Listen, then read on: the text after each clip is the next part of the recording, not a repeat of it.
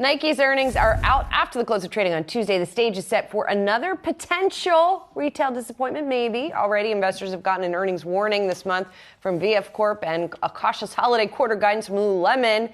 Where does Nike fit into all of this? Soz has all the answers for us. And of course, the standard disclosure, I am not picking any stocks or trades into earnings. I'm just breaking this stuff down for you guys. All right, first up, speaking of that, here's the trading setup on Nike, potentially. First up, earnings estimates have come down on Nike pretty considerably over the past 2 or 3 months. Makes sense. We have seen a lot of retail, Julie just mentioned, come out here and warn in recent weeks. Also, inventories throughout the sector remains very high. Lots of discounting. Not good for profit margins and earnings. Next up, expectations feel lower than other quarters this year. That's just my general sense of this setup here into this report. I think the prior 2 quarters, a lot of the folks on the street, a lot of analysts on the street were expecting Nike to be Nike, and some of those estimates have come down as their results have slowed up a little bit. Inventories have ballooned. But oddly, the stock has outperformed in December, outperforming the S&P 500. So a little bit of I would say, mixed vibes going to this Nike report on what may happen to the stock in terms of reaction the morning after they report. That would be Wednesday morning. Here is another graphic here. Why the quarter could be a letdown, though, for Nike.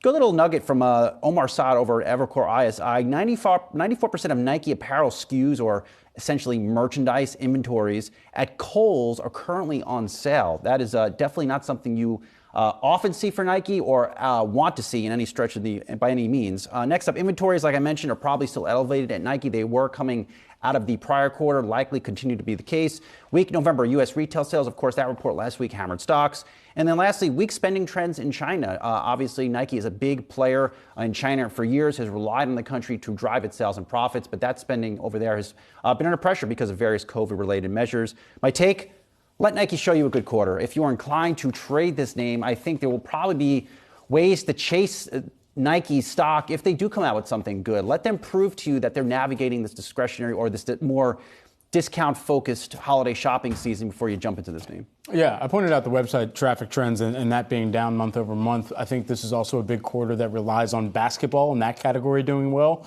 And then you talk about the promotional period as well. In store, the focus, and I just got an email from them this morning around the 30% promotions that are still taking place. And that just goes to show you that they're even stretching out some of those discounts in their own facilities. Now, everything at Kohl's that they probably get of the Nike inventory is probably on sale because it's not like the Jordan 1s or not the best releases that they're getting. But it still is inventory markdowns that are considerable in terms of how Nike has positioned some of their direct-to-consumer strategy. And that's why they brought that back closer to the vest as well, too. Yeah, the stores are awash in inventory. You've got Nike basketball shoes on there. I did. I bought these last year. Went to the store, stood in line behind all of the sneakerheads, full price. But you're probably not buying another pair this holiday season. Or maybe you are. I don't know. I already did, yeah. Oh, okay. There you go. Got the same shoes in a different color, actually.